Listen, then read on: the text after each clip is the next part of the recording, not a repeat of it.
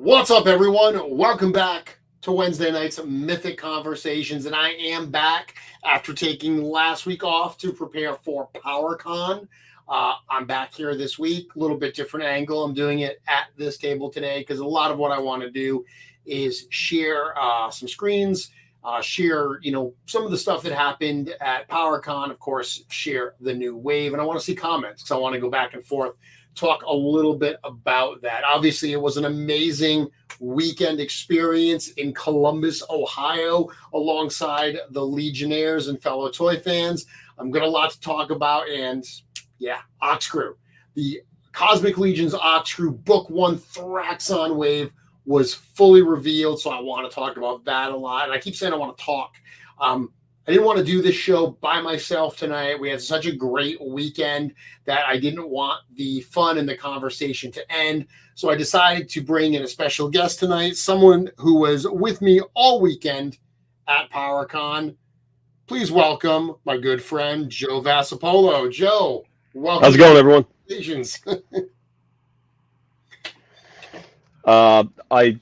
It was weird. We got back and it felt like I never left, but there's a bunch of new awesome memories up here that I can't wait to share with everybody tonight. Such a good time. Yeah, it was an absolute blast. Are you recovered yet? Today's the first day that I'm starting to feel a little more like myself after just a whirlwind like 5 days. Yeah, not quite. I think I'm gonna need like the weekend really to recoup. My sleep's all out of whack. I ate a lot of awesome real food while we were there. Yeah, that was great. So we ate well. We ate really well, like kings. Yes. Thanks to the studio for taking really good care of us on that trip. Really good care. So a lot of really great comments. One of the things I definitely want to do tonight is we're going to start with that recap of PowerCon, some conversation. We will get into the wave. I'm going to bring up some of the slides that we presented during the OxKrewe reveal special. So I'll go through those. So people that have questions about characters, save them. Save them for when we're actually talking about that character, and we'll get a little more in depth on each one of them. So instead of peppering the comments now and having us jump around, we'll do that in a little bit more of a systematic fashion. So I'm curious, Joe, this was your first ever PowerCon, only my second. What'd you think? What was your impression of the event itself? I think it's the largest toy show I've been to. It was great to see a lot of the independent toy maker groups out there. Check out what other people's doing, what they have coming up, how they go about it. Get to meet some of the faces that are, just this tiny on my phone, but right in front of me, and like the podcast guys getting to actually hear their voice and then answer my questions and just have conversations with people that I've had somewhat interactions with, but not personally. So yeah, that was great. Yeah, it's cool to meet everybody, the fans and, the other creators, the other exhibitors. Before the camera went on, we were talking a lot about, the Glyos crew and, all of Diego showed a bunch of his Glyos today on the live stream.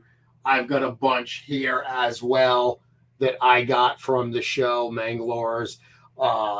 Just hanging out with them. We got to go out with that whole crew for dinner on Saturday, and then they hung out. A lot of them hung out in the lobby with us, and then Sunday as well, when we had our company dinner, they accompanied us as well. And again, we hung out in the lobby late Sunday night. So even just getting to meet, that crew and people like that is really, really rewarding at a show like this.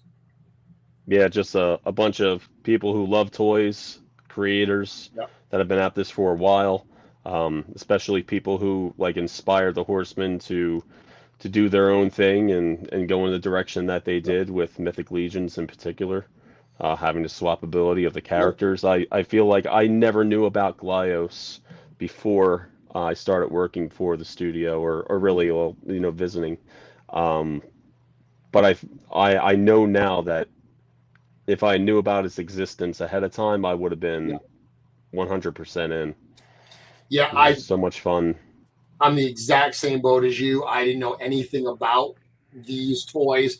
I actually bought my first one ever at Legion's Con last year. Hmm. And then this year, Diego, kept coming back with all kinds of stuff. And, Yep. there. And, you start talking to them and the things are cool. But then you start talking to them and you just you need to dig into your wallet to support those creators because Sure. they're so passionate, they're so cool, and they're so fun. I mean, it's been mentioned before, but what a lot of people may not know is these Glio style figures. Originally, Mythic Legions was meant to be, the this scale, the 1/18th scale, the Glio scale, I guess, and it was meant to use that system. This was a system that the studio had used on the Outer Spaceman toys that they had done. So this system of poppable, totally compatible joints was how Legions was supposed to be done originally. When they upsized it to, what we now have now, basically 7-inch standard figures, they couldn't use the Glio system, but that thought process, that approach of fully swappable limbs within a system, that was clearly maintained as part of the Legion's aesthetic and the Legion's product. And I mean, I know you and I are very thankful that they did that, because without that swappability, I don't know if you and I would be where we are today. Correct? Yeah, honestly, like I would collect Joes when I was younger, and even started to buy up some of the 25th anniversary when that started to come out Mhm. in the early 2000s. But it's just something about that scale that, even though you can fit more on a shelf, which is great, Yeah. I always appreciated larger figures for the amount of detail that you can get into them. So, not to say I don't think I would have ever have gotten into Mythic Legions otherwise, but I am glad that they're to scale and I can have other Mythic adjacent or Legion adjacent figures on my shelf. I don't mind mixing. Mhm. It doesn't bother me all that much, so long as they're not too familiar of a character. But yeah, I'm glad we have the size we do. Me, I am as well. I mean, really, other than Glios, that's the only, I guess, non 1/12 scale stuff I have at this point. Everything else is that. So I love that.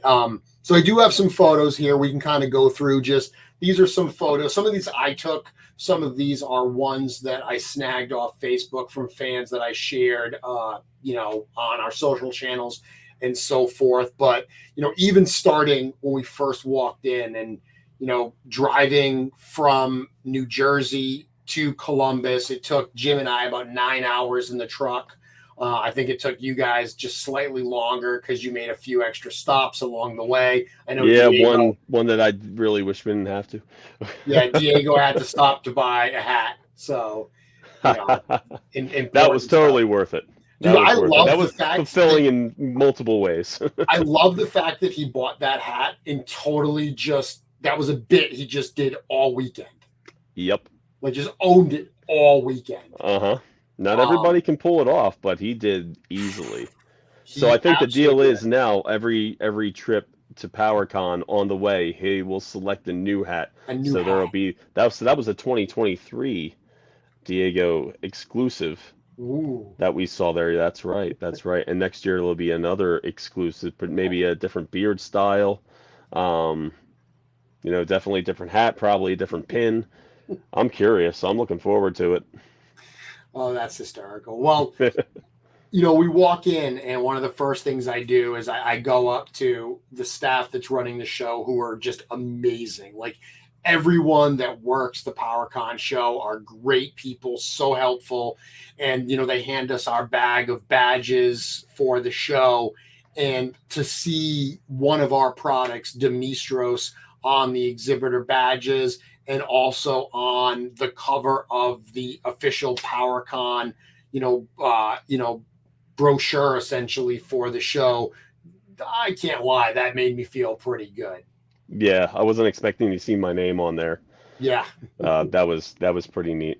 Yeah, to see our names on there. And again, they treat us very, very well. It's PowerCon. I've said it before, but it is certainly one of the two flagship shows that we have every year. The other one, of course, being Legions Con. So very, very excited to see that.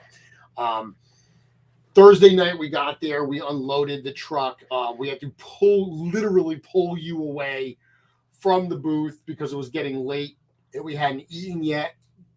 So we finished the setup on Friday morning, and I've got a couple shots here of, what we had, what the layout looked like. So this was one side of the booth where you could see the Mythic Legions and the Cosmic Legions displays of figures. And we'll talk about those in a minute. And then, of course, we brought the 10-foot ogre of Kurzog there as well for people to kind of oogle over, which is always an enjoyable. He debuted at Legions Con last year, so I know he was kind of a photo opportunity for a lot of fans at the show this year. Yeah, I was really happy to get him out. Yeah. We see him at lunch every day, Yeah. but to be able to bring in and share it with so many more people who can't normally make it out to our event was awesome. And Yeah, they got a lot of attention from not just our fans, but even people who work the venue would come up and be like, "What is that? Why is that?" It was great. Yeah, Trevor, your photography was all over PowerCon with that stuff for sure. That's very cool to see.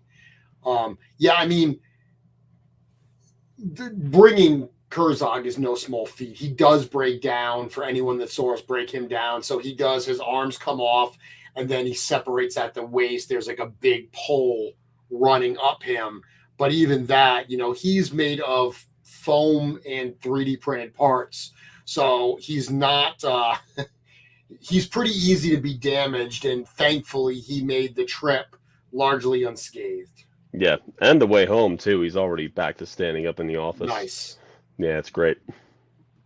We learned a few lessons from moving him around, so So Dub is here. Dub, we saw someone who we saw this weekend. He says, I love how the exhibit was accessible even when the line was very full, very well designed logistically. Yeah, that was something that was important to us. We wanted to, have the line on one side, and we'll show that in a moment. But we really wanted for people that were done in line or, weren't waiting in line, we wanted them to be able to see the rest of the booth and really, be able to see all the figures on display, see the characters, see Kurzog, even the OxKrewe display, which was on the side of the line. We had it blocked off, so you could totally go in front of that and go around that without interfering with the line or it interfering with you. Yeah, and we were a little sneaky with that because we had some of the crates that would eventually end up in the sale in the diorama. Yep. So there was already a tease right off the bat if you were there Friday. The figures weren't in there, but the pack was in there. So that was pretty neat. I'm sure it was like a aha moment to those who were paying attention early on. So if you come around the booth and, this was around the side, this was the table itself. So we had multiple tables that were filled with all three of the brands. We had, Figure Obscura. We actually had all the Figure Obscuras at the show. We had Krampus, we had Father Christmas, Headless Horseman, and Monkey King on Saturday. All four of those releases were actually there. We had a ton of Mythics, and then obviously lots and lots of Cosmics. We made it a point to have all the Cosmic figures every single day, including, of course, the PowerCon debut figures of Operative 83 and Scourge. Here's another look at the table, kind of from a different angle. And this was this was Friday before we opened. So this was how everything was packed at its absolute fullest on the table. It's a wonderful sight. Yeah, I mean, it still amazes me to see that type of table fully merchandised. It's the fan in me still gets very excited to see that. Same. Even though we're on the back end of the table. Yeah. Just knowing that there's that much available to people is fantastic. You remember the times where we would be on the other end and we would be buying this stuff up. You just didn't have that kind of variety. Dude, it would be overwhelming now. Like I can't even imagine, like, forget about waiting in line and all that stuff, but just, I can remember going to the shows and there being a handful of figures and it being hard to pick and choose. I can't even imagine what the choices that you need to make now, seeing all this stuff. I think the word you're looking for is painful. It is. It's absolutely. Which, I gotta say, we really appreciate everybody who, comes out to, support us in this way too, because, can't do it without everybody and the amount of, support. And let's face it, like, how much people are buying is ridiculous. So, oh man, thanks everybody. Yeah, if they don't do what they do, if they don't throw us the support, we don't get to do what we get to do. So we can't go this big. That's right. We can't thank them enough. So again, the way this is, if you weren't at PowerCon, if you come in the front doors, you took a left and go down this large corridor and you ended at our table. So this is the line that literally stretched all the way to the front of the building. This is a huge event hall. This is a huge conference center, and the line stretched all the way to the front doors and around. And then they set up kind of like a queue in front of our booth for fans to queue up there. Possibly outside of Legions Con last year, which literally went out and around the building, the longest lines we've ever seen. But that two-pronged attack of Diego and George checking people out with those scanners really, really got people through that line fast, which was super exciting to see. That's right. We learned, we heard you, we saw it, we weren't proud of it, but we made the adjustment, and I'm hoping that everybody feels that it was the right adjustment and sees a significant difference in their wait time. So Steph is saying, you guys ran it like a well-oiled machine. Thank you very much. Nate is pointing out that it's painful for everyone except for Ish and their crew, which is, of course, because they just buy one of everything and fill up the carts and the U-Hauls on the way home. We love that crew more than we can possibly say. Greg in the corner over there. Greg was a big part of this weekend for sure. Pun intended. Pun, right? So we're going to talk about Cosmic Legions, but some things that got a lot of attention as well, and I posted these photos today, are the Poxus figures that were set up in the display case. So these two photos here show Arakagor and Poxus. These were probably the two that got the biggest pop for me. A lot of people were commenting. A lot of people came up and asked if the Blue Dragon was available for sale. And then I heard a ton of people just excited about seeing Poxus on his horse. You actually set that up during setup. Very excited to see Poxus at this stage of the production process. Oh, yes. Yes, very much so. There's been a couple of iterations of them that have come through the studio, and this is the best yet. So, man, really looking forward to these. Was glad we were able to get Philogius, right? That's his name, the horse. He managed to stay in that position the entire time, didn't fall over. It was, got to have that guy on the horse every now and then. These are still, they're still planning to get these on the water before the end of the year. Chris mentioned today that, the goal is that these will be on the way before G-Con and everything, whether they arrive early enough that they realistically could be at Legions Con is still very much up in the air. But the process is ongoing, barring some horrible situation. These will be in hand this calendar year. And I just got to figure out where they're going to go once they get here.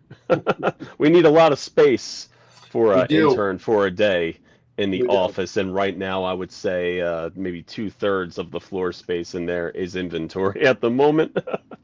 There's a lot of stuff, but that's why the Yeah, Legionnaires are going to come out to Legions Con to clear a bunch of that stuff out, right? that's the rumor. That's my hope and dream, because Um, boxes everywhere is a bit of a nightmare, which, it's hard to tell by looking behind me, but it's true. so did you get one of these from the show? I did. Yeah, an unexpected surprise. So this is Cabal Creations. This is a coloring book that Dusty Staniford made for us. That's actually right in the book. Staniford, yeah. Did you see the coolest page in the entire book? Let me guess. Was it Sir Gerard with the skeleton head? Yeah. Very trippy. That's Yeah. the best page in the entire book. I'm surprised you don't have it colored in and framed by now. Not yet. I'm a little disappointed. And we've got the Noble Barches in there, the Furious Four. All of them are in there. No Sir Andrew, but maybe that'll be in the next one. Second edition, Volume 2, Book 2, Chapter 2. Yeah, you decide. So that was very cool. It was awesome to hang out with him and his wife this weekend and see that. I know that they're going to be at Legions Con. Dang Studios is what they go by. They will be at Legions Con, and I'm sure that they will have some of these for sale for the Legionnaires who want to pick one up. We did a panel discussion, so that was a lot of fun. The panel was a little weird this year because it happened at 3:30 on Friday, so there was still a lot of people in line at our booth at that point. The show opens at 2 on Friday, so it felt like we had just opened the show and started working when we had to break off to do the panel. But we had a fun discussion. There was some technical issues in the panel that I kind of had fun just messing around and playing with. But we largely did a Q&A. We talked a little bit about the history of Cosmic Legions, starting as Galactic Legions, for instance. And then we did show a teaser in that session as well. But largely it was Q&A. So that was a fun conversation. Anytime we get to hang out with, fellow toy fans and talk about the stuff, that's always cool. How many questions did you get that you couldn't answer? Not too many. I think people at this point they're largely conditioned that they don't ask the questions like, will we get this? When will we get that? They tend to know that we're not going to talk about any stuff that could be coming. So it's not too bad anymore. It's not like it used to be, for sure. That's great. And then we had these. So this was something that we gave out to certain people, certainly if they asked. We gave this out on Friday, and these badges, these access badges, they were designed to look like access badges for the Gorgonox. But these actually, at the bottom there, it says, this access badge grants entry to the Cosmic Legion's OxKrewe Reveal Special at Powercon 2023, courtesy of 4H. And then on the back, it's a QR code that goes to the Cosmic Legions page. So that was Friday night. I mean, what a long day. We started setting up at 7 o'clock on Friday. The show opened at 2, ran until 8. You and I, as soon as we were done with dinner, we broke off and went to that private room to start setting up for the show. I took care of the technical stuff, and you literally assembled all those figures. And I mean, you finished setting up those figures probably a couple minutes before we had to invite everybody in to do this reveal special. Yeah, to be fair, Bill Mancuso, my guardian angel of sorts, he did step in to help me get some of those together, because while they were wrapped up very, very well by Trevor afterwards, after he was done with the pictures, I didn't get a chance to look at them again between the time I picked them up and brought them to the show. So there was a few little things I had to work out, but by the end, it went pretty well, except for that scrap back. he was a little bit tricky to stand up, but Yeah. overall we made it Yep. work. We had some stands at the ready, and overall I think everyone was pretty happy with what they saw in the end. But thanks, Bill. Thanks, Bill. And this was the crew. So this was, and actually it got even more full. By the time we went on air, the sides of the room were pretty much full of people standing around as well. But this was a few minutes before showtime, where a lot of friendly faces, a lot of recognizable faces that you can see, a lot of faces of people that are on the live stream watching tonight. This was the room. Unfortunately, we didn't have the facilities like we normally do. When we do G-Con and we have a live audience, we actually have a TV up that they could follow on. We weren't able to do that. So we had literally Chris's computer turned around on the table for them to see, and they were following on Instagram. But I don't think anyone was complaining. I think everyone, other than the heat, everyone was just thrilled to be in that room and having some fun with us. Yeah, I'd say a lot of people were fired up in that room. They I were. think is the way to put it. lot of heat in that room for sure. And we started the presentation with a fun video that we had put together to kick it off, get people excited. And a couple things that were in that video that you saw very quickly that I'm now showing on screen were actual images of the Gorgonox. Now, of course, the crash of the Gorgonox is at the center of this particular story. But this is a full render, a full digital sculpture that Eric did of the Gorgonox. So when I had shown previously the blueprints, remember I had said that those little white things were ladders. So you can see those ladders here. If you can imagine one of the OxKrewe characters on this ladder, you kind of get a sense of how absolutely enormous this ship is. And the OxKrewe are a reclamation and recovery team. So they're basically kind of like junkers. They go around and they go to these salvage sites, bring back what they can for the Axor 3 Corporation. So that's what this ship is. Those orange boxes, those are containers. And, one of those containers is actually what was used as the centerpiece for the diorama that Bill and Dan created to put the OxKrewe characters in at the show.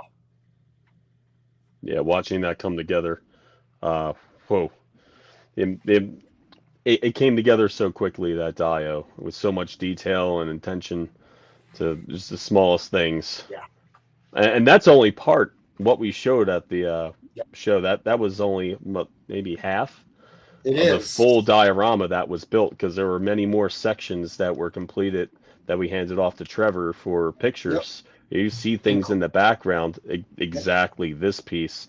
Wasn't enough room in a dio to set it off, but also that's meant to be a part of the ship that is far, far off from the initial crash site that we see, and to see like that it's dug itself into the ground there, just like wow, like the detail that went into it is amazing. They did tremendous work on it. So we're going to post an article on the website soon about the creation of the OxKrewe diorama. But, really what they did was what you saw at the show and in those photos that everyone shared from the show, that was the foreground. There was 2 other levels that were created to really show depth of how this would be. And this was one of the pieces that was in the depth. This is part of the ship that, as Joe just said, has crashed and kind of dug into the dirt and everything. So we'll have more pictures of this, and who knows, maybe the entire diorama on display at Legions Con this year. It'll be a feat, but we'll see. So Joe, we're half an hour in. We've got an hour left. So let's dig into some of these characters. I want to know who your favorites are and everything, but instead of going general like that, let's go in the same order that we presented it at the show. When we get to favorites that you have or so forth, you can certainly mention that. And to the audience, if there are specific questions you have about the character we are talking about, let's do that while we are talking about those characters.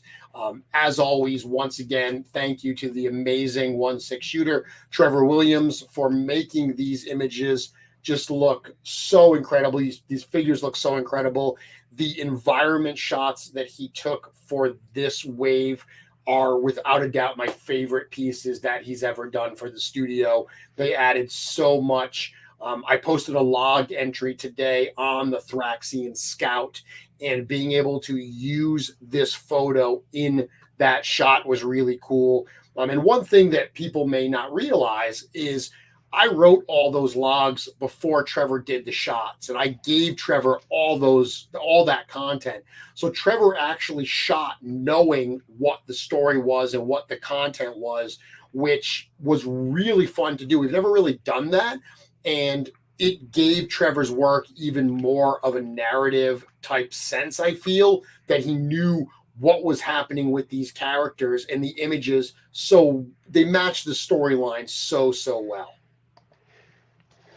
Yeah, his visual storytelling ability is top notch. Yep. As usual. Is the wave going to span many years, or will we see all 3 books within a year? Well, we're in August right now. We're not doing the other 2 waves of OxKrewe this year for sure. We did mention at the reveal special that on the OxKrewe badge, there are these 3 little boxes on the side, 1 white one and 2 black ones. That is meant to represent the fact that there are 3 waves planned within the OxKrewe story. We will not see them all this year. Whether we will see them, we certainly will see one of them next year. Whether we will see both of them or not, we're still kind of in the planning stages for 2024. But this is definitely the big story we are telling right now. So very likely you'll see them next year. Jay says, such a blast being part of the reveal special. Thanks for all the fun, guys, and thank you very much for joining us for that. Love the story that was posted yesterday. The lore for this crew is the richest yet. Yeah, and there's a lot more to come. This first chapter, we have a lot more. This first book, a lot more to cover. And then the next 2 books, very, very exciting where we're going to be able to take this one. So Chris is saying that this figure is my favorite. Let me go to the next shot here. So this is one, this is cool, Joe, because I think that this answers a lot of requests that people have made. People have wanted reptilians for so long, to the point that Eric almost did reptilians in the Advent of Decay wave. I don't know if he's ever told you that story, but he started sketching stuff up and he had ideas and everything, was working on sculptures all the way back during Advent of Decay. It was going to add them because, Advent of Decay wasn't insane enough. And then he, he put a pause on that, didn't do it. So we got some parts with Thygar, and now seeing this fully realized here. I know tonight we're not talking about popping and swapping. We're going to do another show in the coming weeks to do that. But I would be remiss if I didn't say that the first thing I saw when I thought when I saw this armor with that almost wood-like texture was how great that's going to be on Bryophytus or even Faunus, to give them more of that organic nature armor. Yeah. And I can't help but, see a green guy in that armor. I'm right there with you, except I want an orc in there. You want an orc in there. Okay. Of course. Easy swap out. But yeah, watching these parts come on the desk and be like, oh, this is new, that's new. In back of my mind, I'm like, oh, okay, we're doing a half naked or more naked. We already got one, but another version of Thygar, and it was like, nope. I'm like, oh, really? All right. So once they started to hit, I'm like, those hands don't work, those feet don't work. I'd never seen that head before. It got very exciting really fast, and like I've said before many times, I have so many it's Christmas morning moments in the studios sometimes, just watching these pieces come off the printer was like, another one, another one, another one. So Johnny's asking a question that's a common one. Is this supposed to be a Legion builder? If so, why is it different than Tusk Legion builder? So that's a common confusion. Legion builder, that phrase is a product category, okay? That is a product category for characters that have less paint applications and are therefore less expensive. Don't confuse Legion Builder, the product category, with a character that you can build an army with, a character that you could have multiples of. They're different product categories. So while the Thraxians are a race that you can have multiples of, and we certainly hope you will buy multiples of them, this is fully detailed with paint. I mean, if you look at the paints on this, the weapons and the scales and everything, this is a very, very detailed figure. This would not come in at that Legion Builder price point. So common misunderstanding the difference between, I guess, Legion Builder, the price category, and kind of Army Builder, the sense of a character that's not a single named character. Right. It's very along the lines of, like, let's say the Elf Ranger and even Shadow Elf Ranger, the Fury Orc, those type of characters that have way more paint detail, but you can get multiple looks out of them by swapping a head or, changing out the armor. This is very much the same situation. And I don't think you would want a Legion Builder of this type of character, because look at all the detail you're going to miss out on. Yeah, it wouldn't translate well. Right. Star is saying, I can't help but feel like Valkatar was someone skipped over in terms of narrative. What happened? Are the characters still there? Did they escape? Did they tie in a Thraxxon in any way? All I will say is everything we do is very, very thought out and deliberate. There's a reason why we've only given you so much information about that part of the story, because we know how we want to roll out the rest. So not skipped over, not forgotten, just on pause while we while our plans for how we're going to roll that out come to fruition. Think of it as like an episode of like Game of Thrones, where you got this big world and there's so many characters to keep track of. You only have like 5 minutes in this land and 5 minutes in that land with different characters, and you're watching multiple groups progress through a story, and probably at some point down the line you'll see them meet, and when they do, it can be awesome. Not to say that'll happen, but I wouldn't be surprised. Motu Guru is asking if the armor are pieces from the Lowland skate bag. They're not, but one of the things Eric did is both the armor on the Thraxian and the armor on the skate back are very reminiscent of the landscape, the environment from Thraxxon. That's very, very intentional. So they look similar because they both exist within the same space. And it may be a little bit hard to see, but in the armor, there's just a slight tinge of purple that's supposed to be from, the creature, as if the armor pieces were harvested from it and then turned to armor. But just like leather, when you take it off of with the animal, it's not necessarily the same color that it was originally. It could be tanned or made to look different, but that was the intent. Yep. Obviously, two different heads. So this, again, in the lore that you read today, it talks about the fact that there were 3 Thraxians that were originally kind of testing the defense, or not yet, it was posted yesterday, testing the defenses of the perimeter. And then they, have a confrontation and they go back and get even more. But, the ability to have a few different looks for these Thraxian scouts was something we wanted to do, and giving 2 different heads right out of the gate, the more docile look and the more hostile one, was certainly, I think, a cool addition to the figure. So I'm going to read this really quick. And, one of the things that we said at the show, the reveal special, is all of these bios were written as like 2 parts. So the first part kind of tells a bit about the character, and then the second part kind of tells the story, the ongoing narrative. So if you just read all the second parts, you kind of get like a high level view of how the story progresses. So the logs, as people realized, will expand on these. So you'll get a high level. You already know kind of the narrative. We already know that, the Thraxians, while at the beginning they seem to be the antagonists, it's a bit of a misunderstanding what they're actually doing. But you'll get more. That'll be more fleshed out as we go forward. So natives of Thraxxon, Thraxians are well adapted to living in the harsh environments of their home planet. Notoriously territorial, Thraxians maintain a primitive yet well-structured social community amongst their familial tribes. From the elders to the hunters, now that's cool right there. So, Joe, we're already talking about a couple other kinds of Thraxians that we may see down the road. Down to the scouts who were sent out to investigate threats to the community, all Thraxians will exhibit extreme aggression towards anything they do not understand or which they believe to be a disruption to their continued existence. As the surviving members of the OxKrewe scour the wreckage of their ship looking for items they can use in their makeshift camp, they see a small party of Thraxian scouts watching them from a distance. The scouting party begins to test the defenses of the crew's camp, eventually leading to a violent confrontation that the OxKrewe is lucky to escape from unharmed.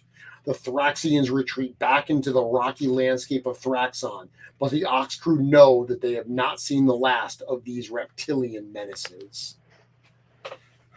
So, you know, any additional thoughts on the Thraxian Scout here before we move on? Again, we're going to do a future show with popping and swapping, but, you know, clearly the most mythic crossover potential here. There's no technological aspects to this. This could be a creature, a race that lives in mythos, the same as easily as it's a race that lives in Cosmarium. Sure. And I don't know if you're able to zoom into these easily, but I want to point out the articulation at like the midsection of this body.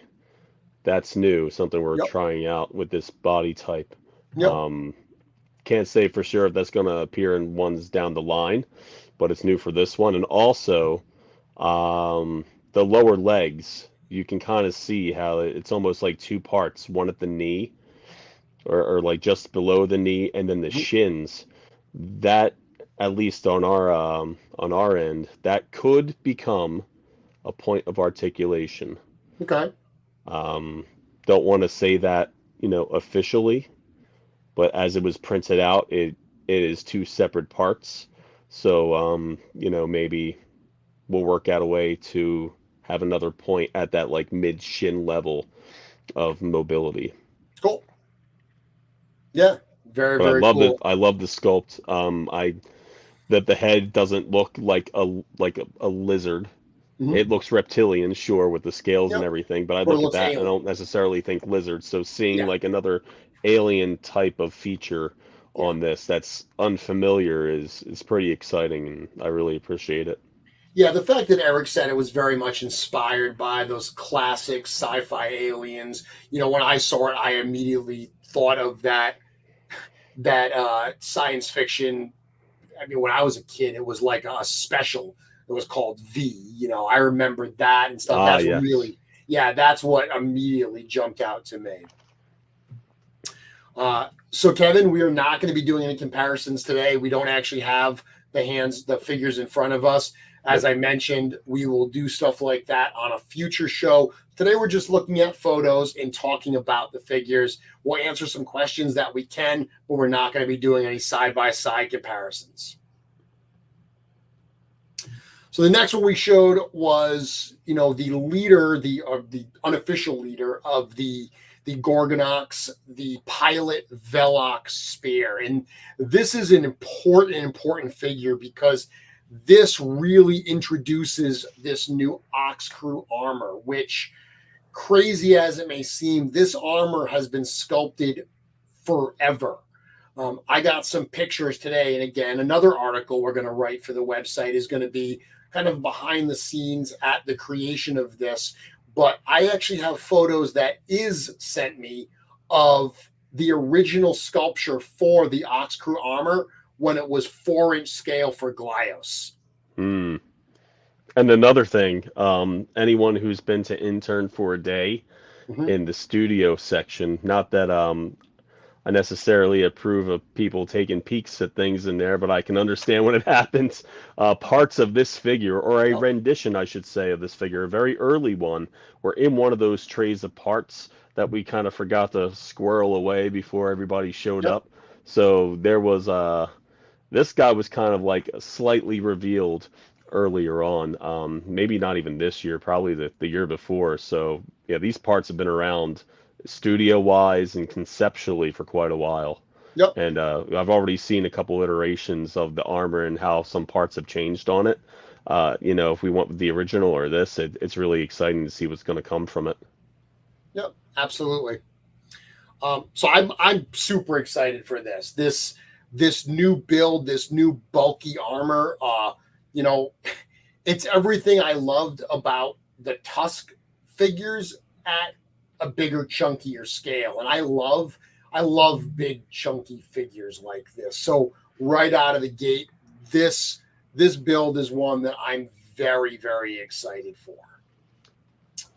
So this, Kevin, yes, this is not Glyos, but this was obviously resculpted from scratch, but the original design, Eric sculpted this for Glyos, and I have photos of the sculpture. That's what he used. When he originally designed this, he took that design and now he has resculpted it from scratch for this scale, but it exists as an original Glyos prototype. There's him with his gigantic reclamation tool. And that's one of the things that's fun about this wave too, is, these aren't warriors. These aren't soldiers with all kinds of weaponry and so forth. These are workers. As we read through the articles here, you're going to realize that this crew, the OxKrewe, they are a very tight-knit, almost family-like unit who are working together for a common good and a common cause. And, because of that, this crash is particularly devastating for the members of the crew because they've basically lost members of their family. And we see some of that in the bios for Velox and for Ularia. But beyond the story, the base itself, like you said, you've played around with this, you've seen this in a while. What are your thoughts on this new bulky body style? It's really exciting. The amount of articulation that we're going to be getting from this is really quite impressive. And it's a little hard to do everything with the printed prototypes, but just seeing where the joints are and just how far they will go, you're going to be able to get these guys in some pretty dynamic poses, and they'll be able to do what you probably wouldn't expect. Yeah. I love the pauldrons on this thing. There's almost like a ring that goes around the entire shoulder, and when you go to lift up the arm, the pauldron will follow it. It won't hinder the movement, and if you lift it up, it has a hinge here, so the pauldron can flip up on it. The toe articulation, that's a first for us. So, you can have these guys in a walking or running pose, and they should stay quite sturdy with that adjustment there. I tell you, it looks like they're big and bulky, but they're going to be able to move. So much movement. I mean, yes. And that's what excites me because, look, I've been very vocal about not wanting double knees and double elbows on Legion's figures. I think that they move and pose great, and I'm such a fan of the sculpture that I don't want to hinder the sculpture to get that extra range of motion that the double joints will provide. That's my opinion. I know there are some people that are double joint junkies that's what they want, but I love the fact that Eric, instead of taking, just answering that and saying, okay, we'll throw those double joints in there, he's consistently pushing the articulation and finding new ways to get better range of motion without sacrificing the look of the figures. You mentioned how bulky this figure is. When I counted the articulation points, I got it at 37, and then Eric reminded me that I didn't do the shoulder pauldrons, which have new articulation joints in them. So this bulky figure comes in somewhere between like 37 and 41 points of articulation, which is absolutely insane for a figure of that size. Yeah. And, the only downside to it is, while it's kind of a brute, but I'm going to try to see if I can get those arms onto a 1.0 body when I'm doing the swap. Try to get those giant gauntlets onto, most of any of the 1.0 arms, including the like bear skin barbarian arms, just out of curiosity. That's Yeah, the kind of thing I'm going to be looking for when we do these sort of cool. swaps. Yeah, I refer to them in the show as kind of like cosmic brute scale because I Yes. really do think that that's a good comparison to them. Um, so a couple heads that are included. So we get this bear head of Velox, and then we also get a version that uses the faceplate. And one of the things that we said was that really cool that this faceplate is compatible with the Sir Enoch and Sir Elijah Templar figures from the Necronominus and All-Star 6 waves. So you very easily could pop one of those faceplates in there if you wanted to go with more of that human-like Space Marine character. One of the lighter additions to this figure is originally only going to come with those, and Eric had sculpted a number of other faceplates, so kind of a late addition to add something else to the character, because we know that there are so many people out there that buy these figures to pop and swap, to use as bases. So being able to give parts that make it a little more generic as opposed to the named character of Velox is important. And that's where we got this very, very smooth face, which of course a number of people pointed out is very reminiscent of Cobra Commander. And the fact that he's wearing blue, certainly not meant to be. This is not a backdoor Cobra Commander tribute. This was honestly sculpted not necessarily to go. Like when Eric sculpted this, he didn't know it was blue. The colors were actually decided later, so it just ended up kind of working out that it coincided like that. But if you want Space Command Cobra Commander, you could do a lot worse. That looks pretty darn cool. Yeah. Anytime a figure is a tribute, it will be mentioned. People will know about We're it, very and vocal. we'll give you all the background on it. But yeah, in this case, absolutely, without a doubt, not Cobra Commander. So this is what we get for the different accessories here. You've got that reclamation tool, the flashlight, the hands and stuff. I'll read the story here. And I mentioned, the whole family-like atmosphere being devastating when they crash, and you get some of that in this bio. Velox Spear's official Axor 3 designation is the pilot of the reclamation vessel known as the Gorgonox.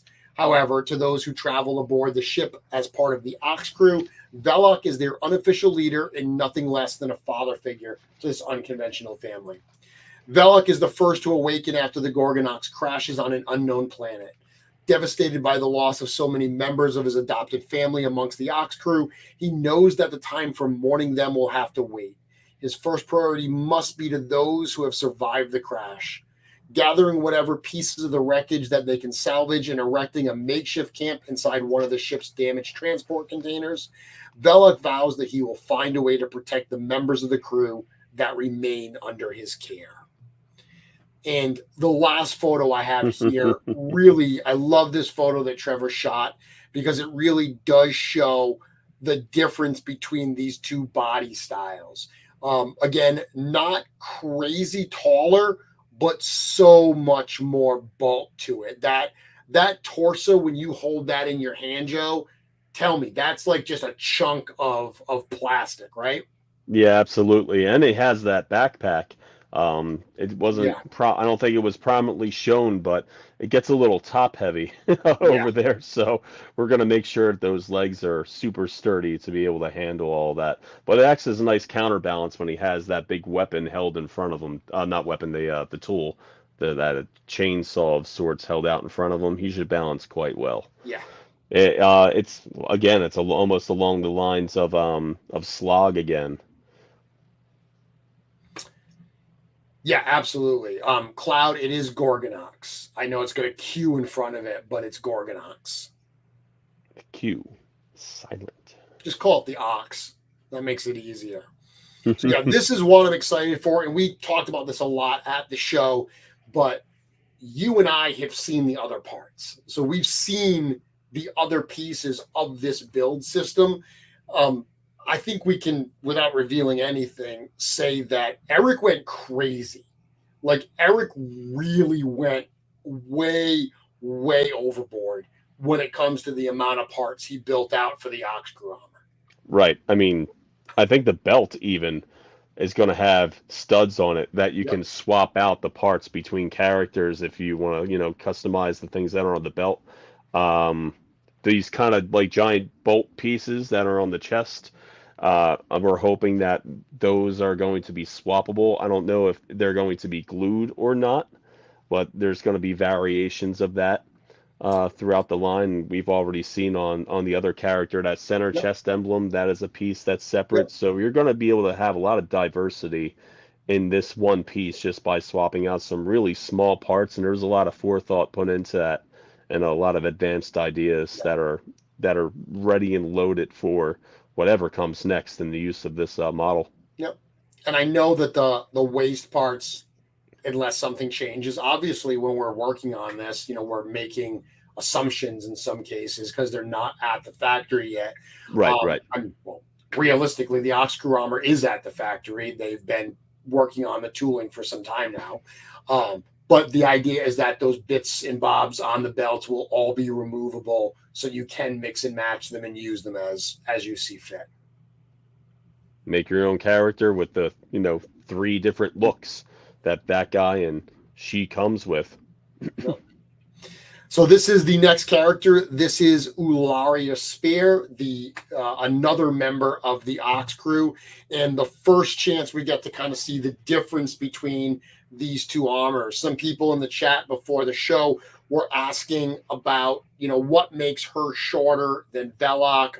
I did point out that the comparison shot where they're all lined up, that's a Photoshop. So we did an approximation of the different sizes. We showed it to Eric and he said, oh, change this, change that. The only way to really see this, Joe had them all lined up at the table at the reveal special. Anyone that shot photos of them on the table, that is the only way to see all the figures side by side at this point. So the Photoshop, she might be slightly off a little bit, but she is definitely a little bit smaller than Velox. Correct, Joe? Yeah, I'd say that. And also want to point out any pictures with these characters with a dome over their head. Again, Trevor does fantastic work. The domes that we make for the prototypes, they don't always come out as clear and crystal as we want them to in that process, and what he ends up showing to us is like a fantastic example of what end product will be. So once again, way to go, Trevor. Yeah, absolutely. So showing the back there, again, another character that's got the backpack. It's got all those different ports and everything. An action shot here. I love the color scheme on this. I mean, all of them, but this one in particular, it's won me over. Someone was asking earlier if the colors mean something. They do. There are different color designations for all these characters based on their role on the ship. And I mentioned the reveal special, but that was a discussion that we had creatively. Do we make them uniforms where they're all the same colors, which looks cool because they all are uniform, but it also has an element of being boring because they're all the exact same color. It's like multiples of the same figure. So going with the different colors really made for a more visually interesting, figure wave, basically. And that seeing the blue and the purple and the orange side by side, I think that was definitely the right decision. I'm hoping that if there's a red one, we can stay away from the sci-fi trope of that one probably not gonna make it. Yeah, I think we can stay away from that. Yeah, it's our own thing. Star says, does the crew wear these suits on board, or they just put them on when they leave the ship after the crash? Yeah, these are their reclamation suits. So these are the things that they would wear when they're working a job site, essentially. They put them on after the crash because they don't know what to expect out there in the atmosphere. If you read the very first log where the communications officer talks about the crash, he does mention that they survived because they were in the front of the ship. They were in the stasis, not the front, I'm sorry. They were in the stasis pods of the ship. We haven't said where that is, and I don't know if it's in the front. But their suits were in the pod with them. They were in that area with them, so they also survived. So when they crashed, these suits are still intact, so they put them on because they can put the domes on, and they don't know what the atmosphere is going to be like. The atmosphere does end up being breathable, so they're okay, but these suits provide essentially protection for them on this hostile planet, even though they weren't made to be necessarily like military or exploration suits. The fact that they do salvage work means they have to be protected, so it serves them well on Thraxxon. The way I see it, they're basically wearing forklifts. Yeah, there you go. A lot of people talking about this being a stunning figure. I've seen a number of people, Joe, that have said that the females are kind of like the heroes of the Cosmic Legion's line. Zeri, Vorga, Callian Shun. Now we've got, Ularia and Kern in this wave. So people really seem to be liking the female characters that we're giving them in the series. Yeah, I'd agree with them there.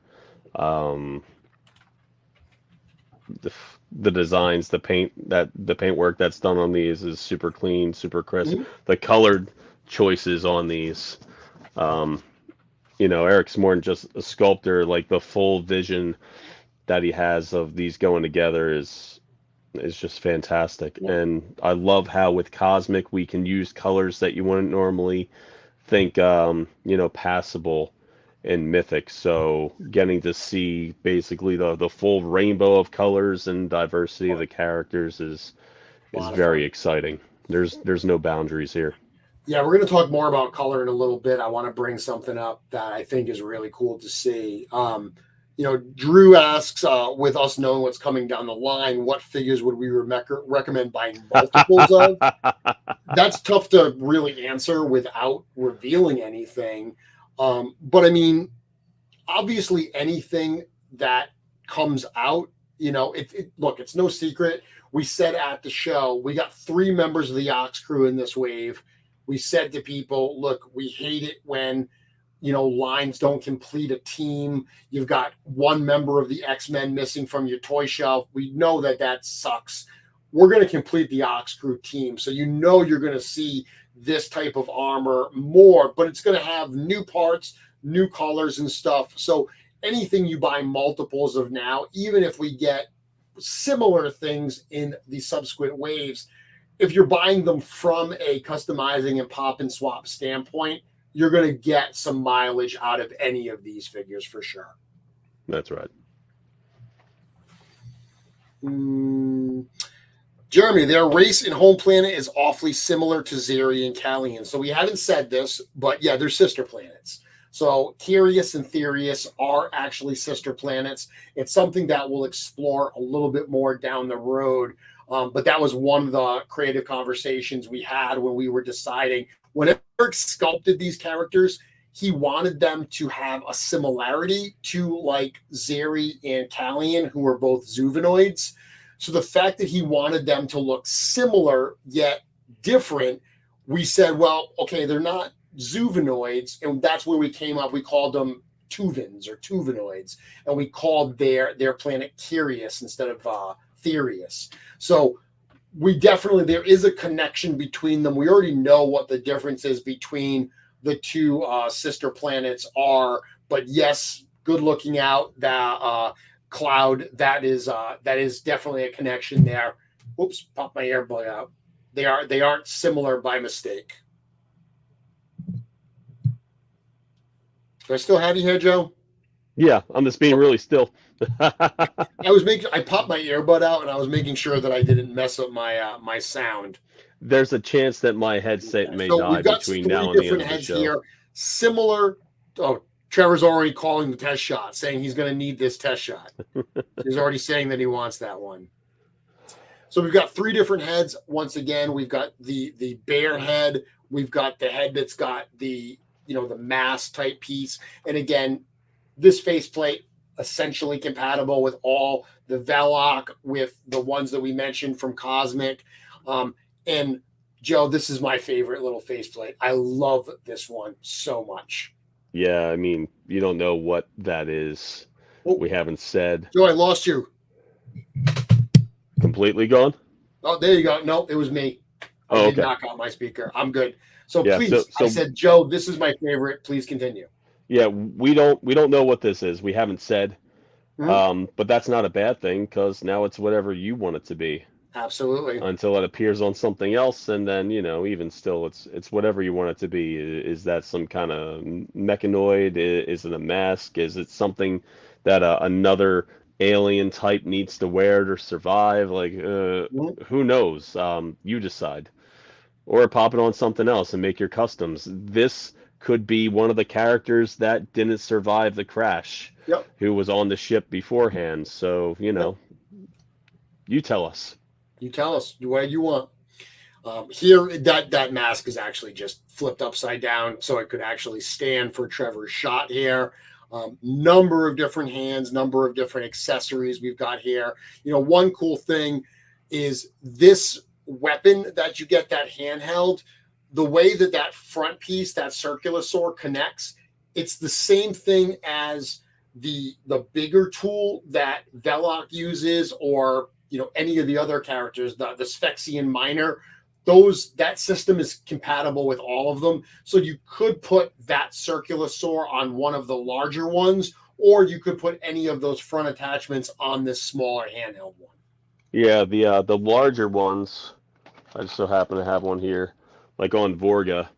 The larger ones that we have, we were calling these multi-tools in the studio. Yep. So this is like your standard size multi-tool, and yeah, how it pops up on the front, you'll be able to get the saw hand in the front of the other one. But I've been calling this the mini tool, just to differentiate what the deal is between them. But yeah, I mean, you'll be able to swap them around, and I think there's going to be quite a bit of variety with those. So I hope you guys like them.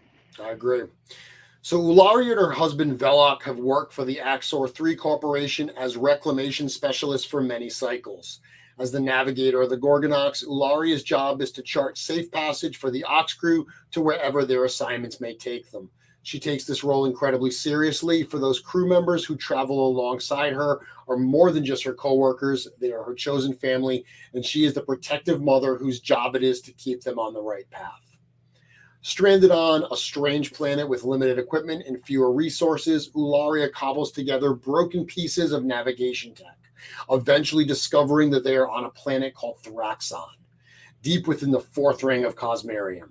While her husband is keenly focused on the challenges in front of them, Ularia struggles to come to terms with their situation, feeling somehow that she may be responsible for their ship going off course and her family suffering for that mistake. So we've got some tension there. Again, you can see the sense of loss that this crew is feeling. Certainly Velox and Ularia, who are the de facto, kind of mother and father of this unconventional family. And there we see, again, an approximation of them side by side. But there are some different parts here, Joe. The feet on these are different. The upper legs on these are different. The torso is different. The arms are different. The belts are different. Yeah, hers has claws that, kind of cover the sides, while his, he doesn't have any at all. Yep. So there are a number of different pieces between these two builds to create that uniformity, but still have, a uniqueness about these two characters. Yeah. And I think they both kind of come with those flashlights. Yep, she has one mounted to her forearm. Yep. But I'm looking forward to taking them, putting on one on each side of the backpack for like maybe some jump jets. Nice. Yeah, nice. I think that would be pretty cool. Yeah, that's going to work like anything else. The removable port system, so pop them in different places. Kind of remind me of those little bull horns that come with Lego.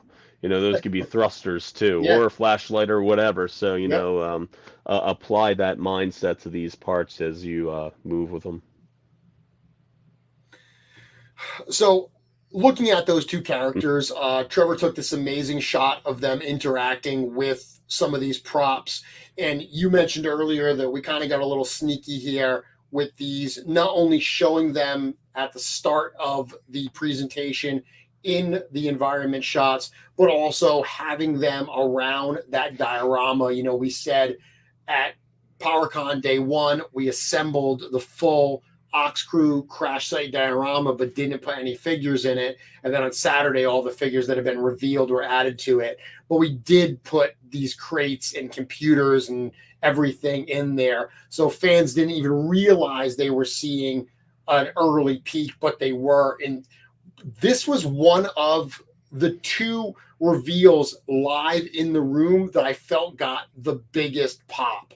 When people saw these accessory items and found out that it was a $25 item, they seemed really excited for these.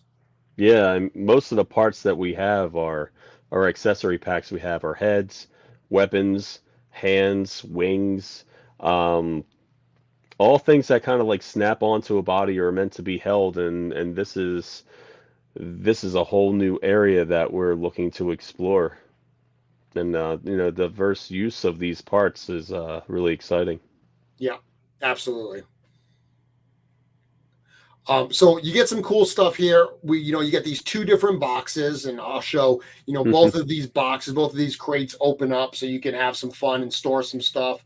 But you also get this generator and chassis that you can add the tombs into, but that generator pops out, the computer flips open. There's a lot of like fun play value in these little pieces. Eric mentioned that he was very much inspired by those like classic G.I. Joe, like little mission sets and stuff.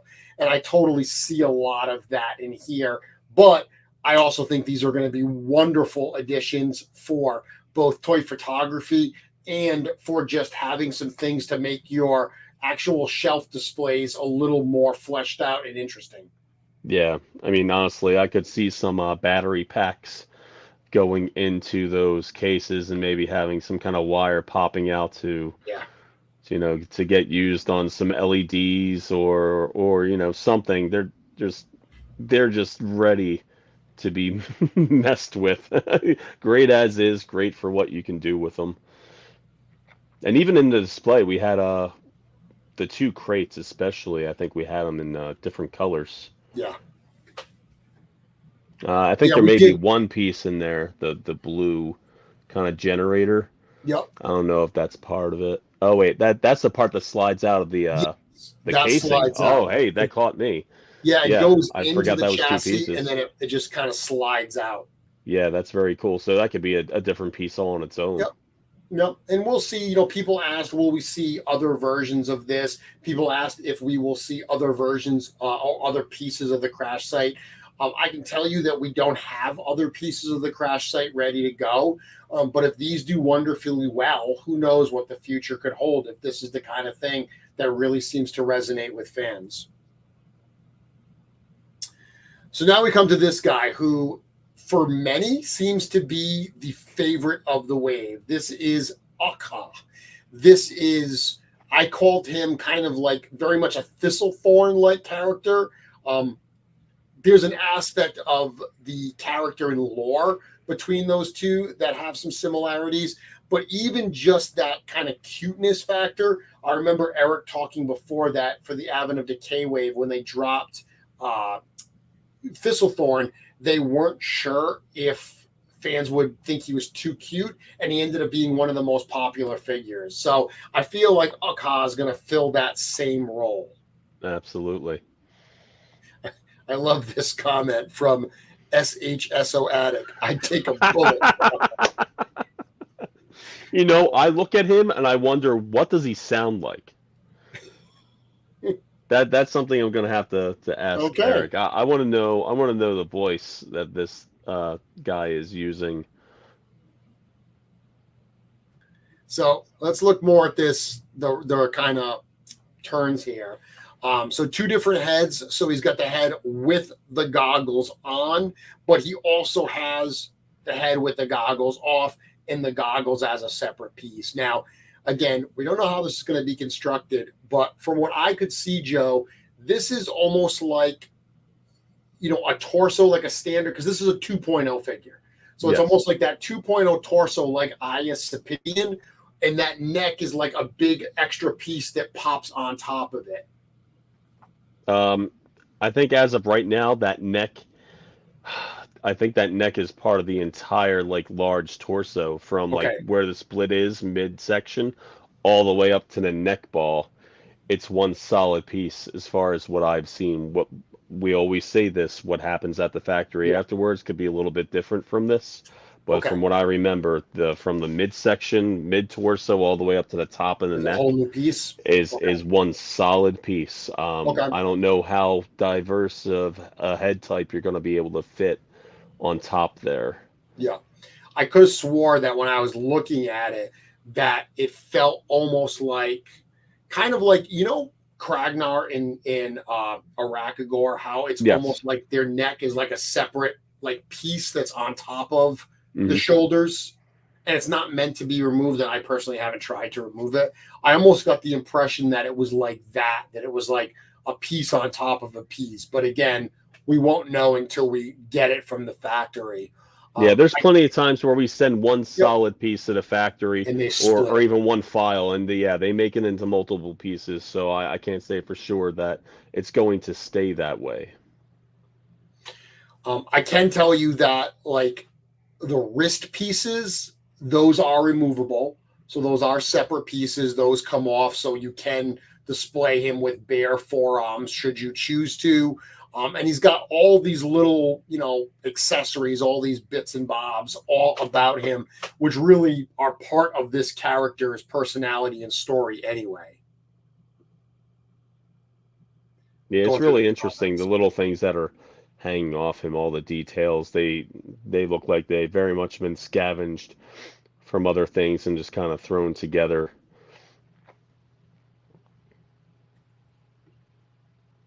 And then on his This is back, he's got this canister. And again, like I said, all these fun little aspects of them. I love the fact that Eric mentioned that he sculpted that tool after looking at like a piece of lawn equipment that he had lying around. And that's where that kind of came from. Yeah, it's gonna be my turn eventually to use that tree trimmer. I got some branches that have to come down. I So, imagine that thing as being some kind of vibro blade, so it moves so quickly that it makes tiny cuts so fast that it should be able to go through like really hard things really easily. yeah, I referred to it during the special as a weapon, and then Eric kind of corrected me and said it's more of a tool. The Viblians, at least this one, is not a very warlike character. He's more of a scavenger. He's a friendly character and stuff. But I mean, Thraxxon is a pretty dangerous place, so the fact that he has something that he can hopefully defend himself with would not be inappropriate. Yeah, I like to point out that the canister in that back piece, Yep. it's a separate thing that can come out of what looks like that wrapping. That Okay. wrapping connects to the back, and that's going to end up being two pieces for sure. Okay. Very cool. So nice close up shot of this cute little mug he's got going there. Star was asking about the Thraxians and the Viblians and if they get along. And Star, we mentioned that's actually part of the story, so we'll get there. As a remote planet, Thraxxon is very primitive from a technological standpoint. While the Thraxians eschew any non-native technology, the Viblians revere that same tech, treating it with fascination and giddy excitement. Part of a structured hive-like society with homes built into the vast cliffs that rise from the valleys of Thraxxon, Viblians adorn those homes with discarded technological curiosities that they find. Most Viblians view these trinkets as mysterious treasures, but some, like Akka, have learned how to repair and use some of the items which they have found, making them even more revered by their tribes. The OxKrewe are cautious as they make contact with another native of Thraxxon, but Akka quickly puts the crew at ease and makes himself useful. Helping the crew's mechanic Cog repair some demolition gear, the Viblian also provides the crew with some invaluable insights about the planet which they find themselves stranded on and the species which call Thraxxon home. So number of people have pointed out that beyond the 3 members that we get of OxKrewe in this wave, we've already mentioned Cog, the crew's mechanic, and clearly the communications officer who's recording those log entries are 2 of the other surviving members of the OxKrewe. No idea what they look like yet, but you at least get a sense of 2 types of characters, or at least their roles, that you're going to end up seeing. Color scheme wise, I already know what I would really like for them to look like.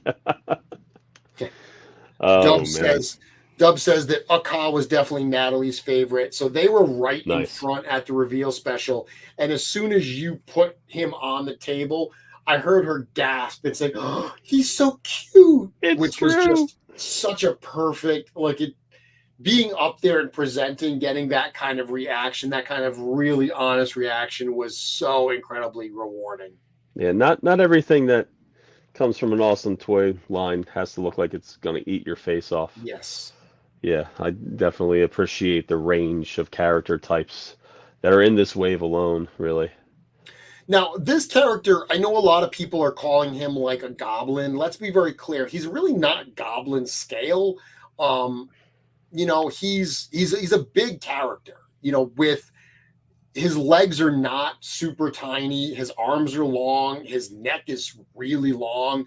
So he's got a goblin-like kind of aspect to him. And certainly as a 2.0 figure, if you want to make some weird looking goblins, you can absolutely use these parts. But let's be very, very clear. He is not, if you put him next to like a snag or a swig, he's going to be bigger than those figures. Yes. I think at this height, he stands just a little bit shorter than a standard 1.0, like let's say Mythic figure. Yep. Just put him in comparison, but with the legs fully extended, I'd say he's almost like a head and a half taller. But because this character is supposed to, that is their natural standing, their natural stance. He appears to be, shorter, taller. That neck throws everything off. Yes, but again, one of the things that we had mentioned in the show too is, this is this is an example of starting to get a little weirder with some of the shapes that Eric's exploring.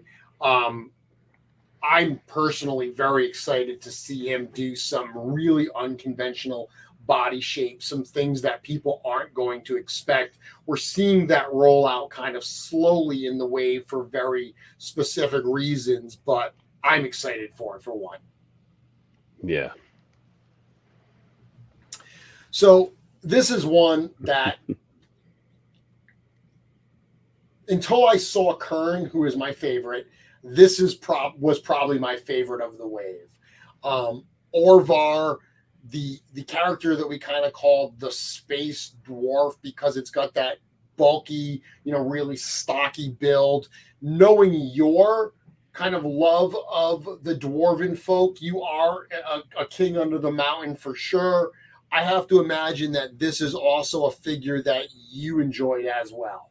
Very much so. I remember again seeing these parts come off and watching the pieces accumulate in the boxes when we start to put them together for the project. And I was asking Eric, I'm like, "Ooh, space dwarf?" And he goes, "Oh, not necessarily, but compared to the rest of the characters, he's more of a square, where most of our characters, they stand tall, like, upward rectangle. This guy has more like a square kind of look and feel to him." Mm-hmm. And I was really happy to see it. I don't see a beard. Yeah. I see pointy ears, a big forehead. It's more like a goblin than a dwarf. Yes, exactly. Face-wise. So, yeah, but that's okay. Not complaining. Vector, just to answer your question, Akka is 2.0 compatible, not 1. So, Joe, you've held this character, and again, we're going to do comparisons when we do our pop and swap show. But let's be very clear. Just like I said, Akka is bigger than a goblin would be. Well, this is dwarfish looking compared to the other OxKrewe members like Velox. This particular build is much larger than a dwarf, correct? Very much so. Yeah, he's very bulky, a little bit shorter than the rest, but definitely bulky, definitely taller than your traditional dwarf. But if a dwarf was wearing armor, like mech type armor, it would probably be about this size and build, correct? I'd say so. As far as putting a real dwarf head on this body, may be a little tricky because of where the neck position Yeah. is and the beards that hang off. I may need to look into that a little bit closer. So this particular figure comes with two different chest pieces. You can see on this one that chest piece that's in front that comes off, or you can put this one on that has the collar. I think to get a beard on this realistically, you probably have to pull them both off. Like if you use neither of them, so there's nothing in the front, I wonder if that would allow something to hang down like a dwarf's beard. I can say for sure it's not very visible in these pictures, but he also has a very distinctive neck. Okay. It's very thick, right? large. Yeah. Yeah, it almost sits, almost as wide as the head itself. Yeah. So as far as putting a traditional head on there, um, don't know if that's possible. That may be a new neck joint altogether. I'll have to take a look at that. Well, I you think may need to like go back and use like another type of neck joint. yeah. Again, you'll have to check, but Yeah. my understanding was that if you pull the head and the neck out, it's still a normal ball, like a normal hole. So you could put some kind of a regular 1.0 neck joint in there if you wanted. That's the plan. Yeah. So once again, I love the shape of this character because we got shorter legs and longer arms. So this I think is really fun because it's almost got, again, CB with CB likes gorillas and he likes orange apparently. So this very much feels like something that I think CB said this was his favorite of the wave. It checks a lot of his boxes. If only it had blue eyes. It really, really does. And again, it's got the dome as well. This particular angle was the shot that I had teased. So you could see that OxKrewe logo. That was the shot that I had teased for the reveal special that a lot of people thought might have been a mech. Obviously not a mech. And I asked Eric, just out of curiosity, as far as his body type goes, is this like a tiny, tiny bodied alien with a really big head? Like, are his arms and legs inside the chest, and he's just operating the full suit, or is there a full body like in those arms? His legs are actually in the legs that we see, and that is the case. His full body exists within the parts that you see here. But is he as bulky as he looks inside that suit? We shall see. We shall see. Yep. Yeah, I love this comment here. Orvar looks like you ripped him right out of a Strange Adventures comic or Amazing Fantasy cover. Very much what Eric was going for with that character design. So it's 9:00. We're not done. I'm going to go a little late. Joe, I have to assume that you don't have a hard out at 9? Not a problem. If my headset dies, I'll work around it, but let's go. Awesome. Okay. So we'll look at this here. These are the accessories. So he's got the hammer. And, when Eric was talking about this character and we were coming up with his bio and his name, Eric was going into like Norse kind of naming, dwarven. This is the character that actually does the salvage, that goes in and breaks things apart and brings out the parts. I mean, the idea of a dwarven miner going into the mines and coming out with treasures was very much what we were playing around with here for this particular character to, touch on that space dwarf type feel without the most obvious dwarven aspect of a beard. Right. And now you mentioned miner, I'd see the Thraxian miner looking, really like in place with the rest of these guys too. Yep. I know that it's not necessarily in the storyline, but yes, very fitting. But Orvar, I mean, it sounds Norse. It almost sounds a little like Orville, as in Redenbacher, as in it looks like his head's about to pop like a piece of corn inside that dome. Popcorn Yeah. popper in there. Oh man. So, ornery and ill-tempered, Orvar's personality is well suited to his role as the demolition and discovery specialist for the OxKrewe. Orvar's job is straightforward. When the crew finds a salvage site, he is the one who goes in to break it apart and dig out treasures that may be hiding inside. This work agrees with Orvar, since blowing things up is one of only two things he enjoys, the other being complaining about the horrible conditions of the homeworld that he escaped from before joining the OxKrewe. As one of the 6 surviving members of the OxKrewe, Orvar knows that they must all pull together if they hope to survive long enough to be rescued. Finding some of his explosive charges amongst the wreckage of the Gorgonox, Orvar adapts these into traps which he places around their camp.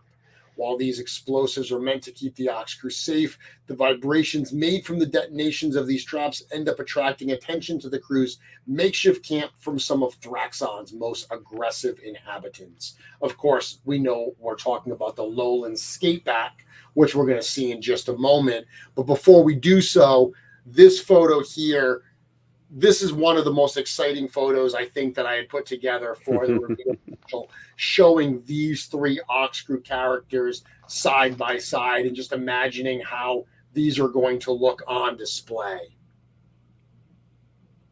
Yeah, it's a lot of fun. There's difference in colors, body Sizes, types. yeah. Yeah. It's exciting to see these, and makes me even more excited to see what the next 3 would be.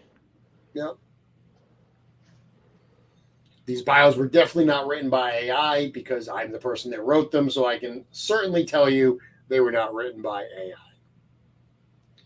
So, next character, I mentioned the Lowland skateback, and this, I mentioned that the accessory packs, the campsite cargo and communications collection, was one of the things that got the biggest pop in the room. I think the skateback was probably the other piece that got the biggest pop in the actual room. When you brought this out and you showed it, it's funny. This is the one that I showed the photos of on screen. I took a little bit because the room was just admiring seeing it in your hands, and it was fun to actually enjoy just that for a few moments. This one definitely became, I think, a favorite of some people to see this. It's an interesting one because it's the first time we've done a creature, and it's a little hard to determine the actual size of this character, but it is a pretty bulky piece of plastic. It doesn't stand as tall as a 1.0 figure, but it's wide, it's long, and it's got that gigantic head. Yes. This is one of those things where when people speculate what's going to be in the next wave of whatever, and we say you're not ready, Right. this is very much the definition of what we mean by you're not ready.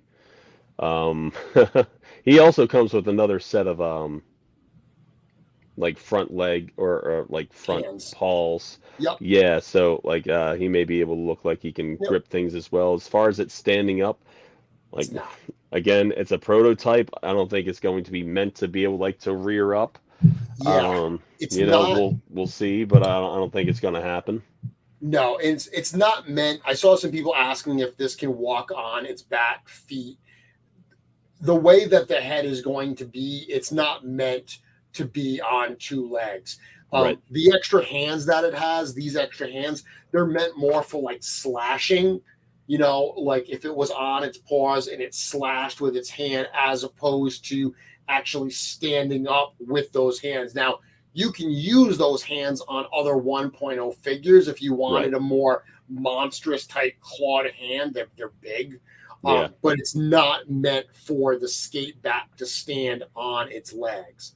That being said, though, I mean, from a customizing standpoint, the fact that the front legs, those lower arm pieces and the hands, essentially, those could go on 1.0 figures, and the back legs from what is essentially the knees down are fully compatible as well. That's some really interesting new parts that I can't wait to see what customizers are going to do with them, but I also can't wait to see how we get to use them in the parts library for other creations in the future.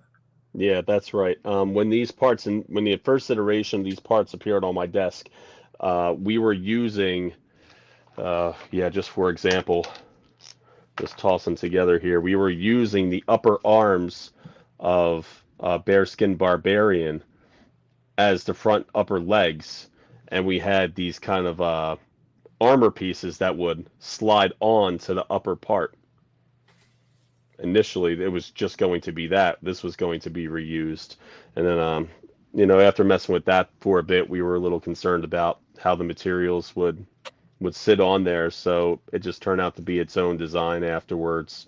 But yes, I mean, imagine really from the shoulders, it Mhm. looks as though it may be able to fit into a 1.0 torso. Yep. Yeah, and again, that was the plan. Yeah, to confirm what some people were asking and answering, the tail is going to be a bendy tail for sure. Yes. Yeah, Vector, we'll show as much as we can with these combo parts when we do the pop and swap show. As I said today, Joe's sitting in his home, I'm sitting in mine, so we don't have the pieces in front of us for us to start doing things like that. These literally just got back from the show and got unpacked and stuff, so there's a little bit of repair work that has to get done on the prototypes. Yeah, in fact, I'm probably going to have a lot of these swaps probably pre-shot for the Yeah, show. That way, I can be extra gentle with the parts and maybe get some looks that yeah, if I had it in front of me, I don't really want to waste people's time trying to yeah. watch me put it together. I'll have some stuff preset and I'll make sure we got some pretty cool things to look at. So I'll answer this question for Eric. He says, will these figures ever be at regular store outlets where regular people can buy them? So if you're asking if these will be at Walmart and Target, the answer is probably not. So, if you go to Walmart and Target, how many totally original toy creations do you see in those toy aisles? How many things do you see there that are not put out by Disney? Um, that's just a different business model. Those types of stores that have limited shelf space are looking for things that people clearly know, things from popular movies and cartoons and television shows. A lot of the toys that are coming out today that personally I'm most excited about, a lot of these independent toy companies, Four Horsemen Studios included, we're putting things out in different ways. But I would suggest that there's no shortage of ways that you can buy these figures. They're certainly available directly from us at storehorseman.com. Regular people can certainly buy them there. They're also available at hundreds of retailers across the world, both online and at stores. So if you've got a local comic shop or a local toy store that you think should carry them, certainly go there, talk to them, send them our way. We'd be happy to talk to them about what our wholesale program looks like to see if they might want to be carrying it. But for anyone that's not afraid to purchase online, there's literally hundreds of options for regular people to do so. Or better yet, maybe even bring one into the store Sure. and physically show them how they work. I tell you, it goes a long way. Even at shows, we have certain characters on the table that may have multiple heads or come with an extra set of arms or wings, and really seeing those pieces on the figures outside of the package, it really goes a long way. So, it wouldn't hurt, and we'll definitely strike up a conversation. Yep. Absolutely. Are you still Okay. there? My headset just died. I don't know if it transitioned. Yeah, no, I can hear you fine. Wonderful. Thank you. So skatebacks can be found all across all of Thraxxon, with different variations of the species adapted to survive in the specific parts of the planet where they live. Native to the harsh valleys of Thraxxon, the Lowland skateback is the most aggressive classification of these creatures. Lowland skatebacks have heavy plates of armor and sharp spines across their body. This armor protects the skateback while also allowing it to perfectly blend into the landscape of the planet as they hibernate to conserve energy, only emerging once they believe a potential meal is nearby. It's funny when we wrote that, Joe. We were looking at different types of animals and characters. And, you know, these animals, there's all these creatures in our world that can do this, where they like go into like this deep hibernation where their bodies consume like no energy, and they can basically just like stay in almost like a stasis like state. I believe that tardigrades actually do this. So that was the idea with these characters, is that Eric sculpted it to look like the planet's surface. And the idea is that they just burrow into that surface, and they look like pieces of the rock and the spines that come up, and they consume no energy until something alerts them and they believe that it's time to hunt, it's time to kill something and eat, and then they go into this like massive feeding frenzy essentially. Yeah, it's a neat concept to have kind of this like throughout the year periodic hibernation period that you know, it's not triggered by temperature but by, you know, potential to eat. It's it's a great idea and a big part of the world building. The vibrations caused by explosives along the perimeter of the OxKrewe's camp awaken a herd of Lowland skatebacks. Enraged and ravenous, the skatebacks enter a feeding frenzy and attack the camp, easily breaking through the perimeter defenses, which do nothing against the beast's armored hides. It is only the intervention of the viblian named Akka, along with a party of Thraxian Scouts, that saves the OxKrewe from becoming the skateback's next meal. So, as we get to this part of the story, definitely once we get to the log entries, we're going to learn a lot more about that. We're going to kind of flesh out that story so you get a sense of what happens, but you'll get more of the details in the coming weeks as we share more of those logs. Yeah, it sounds as if the enemy of my enemy is my friend in this situation where, you know, these things aren't just trouble for the crashed crew, but, you know, its original inhabitants. Everybody finds it beneficial to work together to survive the environment, which is a great idea. Yep. One more figure to go, Joe, and this is my favorite of the wave. This is the one I consider. Orvar was my favorite up until I saw the final photos of Kern Ray. This is a figure that just so much about this design. I've said many times that the ability to explore different types of science fiction is one of the things I'm most excited for with Cosmic. This wasteland scavenger type storyline and look, it totally up my alley. This one for me is number one. Yeah, very much like a futuristic kind of Mad Max situation going on here. We said it before, there's almost no boundaries with the Cosmic line, and this is a great example of that. Absolutely. Just going through the comments here, making sure I didn't miss anything. Okay, there we go. So, soft goods on this, unbelievable. You know, CJ, once again, they just outdid themselves with the tailoring on this particular piece. This is the best piece of soft goods I've ever seen on a figure of this scale. This is, I love Mezco 112. They do great work. This is as good as anything they've put out, in my opinion. Yeah, it's very intricate. The details. I mean, they threw some, little accents here and there that maybe we didn't ask for, but dang, yeah. I'm really glad they did. So good. The other thing too is those boots. We got to talk about those boots. That's something that fans have been asking for. That's something that we've been asking for a while, and they're kind of a little bit hidden in these photos underneath that coat in those waist skirt kind of area there. But very, very cool to see that style boot, full leather type boot on these figures. And this is a 1.0 compatible figure. Yes, and I really, really, really like Cosmic, but I'll love Mythic till the end. And I just see that, and I'm like, those are going on my wizard as soon as I get them in hand. Yep. Go ahead. Yes, Cloud, that is Vorga's backpack, but it's got that new antenna type piece plugged in there to really give it a different look.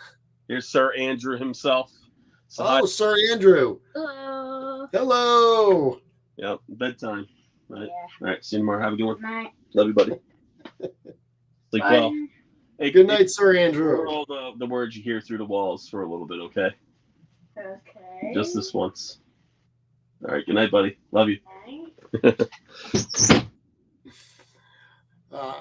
All right, so Kern, close up of Kern's face. And then, of course, one of the things that we did when we revealed this live, we kind of did a double reveal where we showed, you know, the wasteland scavenger type look. And then when we read the bio, we talk about the fact that Kern, who's actually a female, takes off her helmet, takes off her coat, and, you know, we get this reveal here. While this is a female character, you know, this is so alien that for people that do want to use this in different ways, that head doesn't look overtly female. That head could almost be a space elf in some ways. So I love the versatility that we get with this character. I love the fact that she's going to be a kick-ass female, but at the same time, this is going to give people so much flexibility because we always talk about this, right? One of the great things about Legions is the fact that you can make it what you want it to be.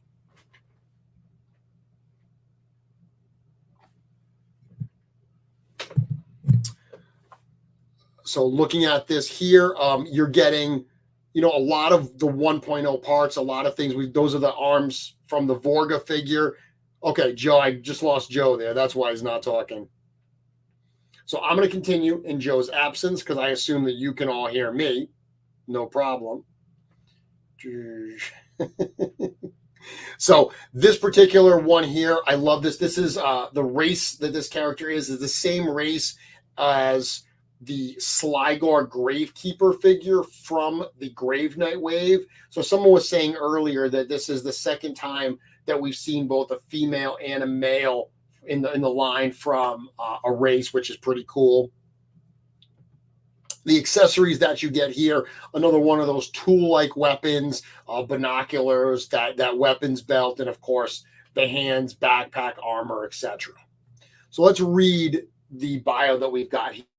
So relieved at having survived multiple threats to their camp, the OxKrewe take a few moments to celebrate and recognize that despite all the hardships they have faced since their crash, they are lucky to still be together. As the celebration winds down, the crew spot a stranger on the horizon. Heavily armed and well-equipped, this mysterious character seems to be watching the camp. But before the OxKrewe can investigate, the stranger disappears. Kern Ray knows that she was spotted, something she had hoped to avoid as she tried to investigate what was clearly a ship's crash site. Seeing the crash's survivors in their camp, she knows she must report back immediately. Finding a hiding spot in the base of the Thrax face, she removes her helmet and heavy coat as she fires up her communications gear. That gear is archaic, but it works as she taps a message to her people. Intruders here, come get, she writes. A light blinks, confirming that the message has been received and that her people are on the way. And that's where we ended the story for the reveal special. That's where this first chapter, this first book is going to end with kind of a little bit of a teaser of the fact that there are clearly some others on Thraxxon who look very different from the native species we've met so far. We'll get to learn hopefully more about their story in the waves to come. Can you hear me, Joe? Yeah, we're back now. Can you hear me good. okay? We are back. I can hear you just fine. Awesome. So the two different looks of Kern side by side, again, my favorite figure of the wave. And then, of course, seeing them all like this laid out with that all-in price of $299, really, I love the variety. A lot of people are saying that. They're saying that the variety in this wave, certainly the price point, all very welcome surprises.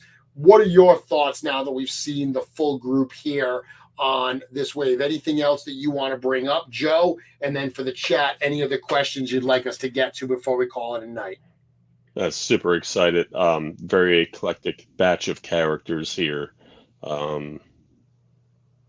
It's really expanding the parts library, the story, just about everything. I think there was even a couple of things that were supposed to make it into this wave that didn't make it into this wave that makes me even more excited. Because even after seeing all this, people don't know what they're missing yet. So just seeing those things is like, oh boy, this opens up so many doors. Very exciting stuff. That's one of the fun things about, you know, doing waves where you know there's continuations.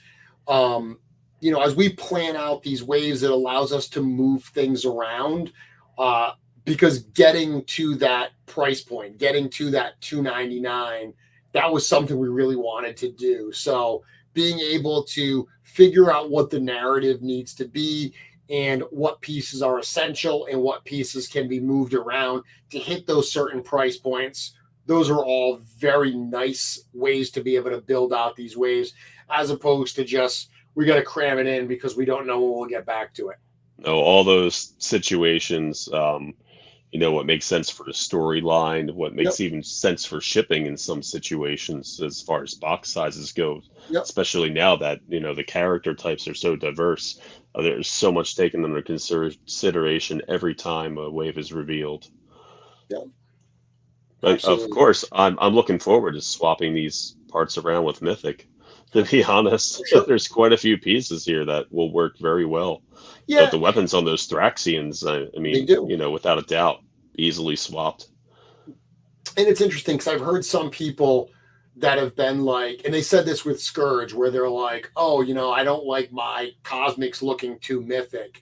And I think that's an incredibly short-sighted comment because this is a huge universe. And there are planets like Thraxxon that we're seeing that have characters that are not, that may not be technological.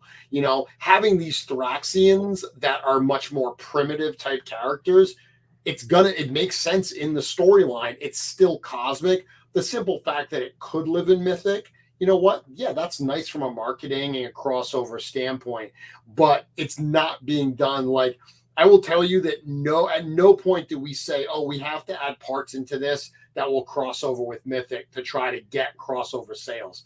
That conversation at the creative and the marketing level never happens. Eric basically creates what's right for the story. And if there's crossover potential, that's a happy little accident that we can all enjoy. But we will certainly see other waves as we visit, you know, different rings of Cosmerium that have no crossover potential with Mythic, or very, very little, if you know, because they're going to be very technological based. You're going to see a little bit of all of that. Again, one of the great things about Cosmic is the variety we're able to introduce. Yeah, I mean, there's primitive characters, high tech, low tech, with our stranger on the end there, very kind of like used kind of future situation. You know, it touches everything you could want, I think, is there. So last few things I have here, just a reminder, the pre-order, it is up now at storehorseman.com. It went live at 10:30 on Friday.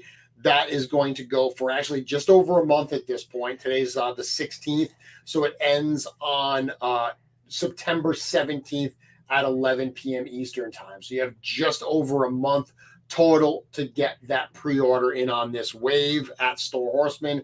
And then, of course, as we said, the story of the OxKrewe will continue. We do have 3 planned waves for this story. So this is a narrative. This is a storyline that we do have a little bit more time with these characters.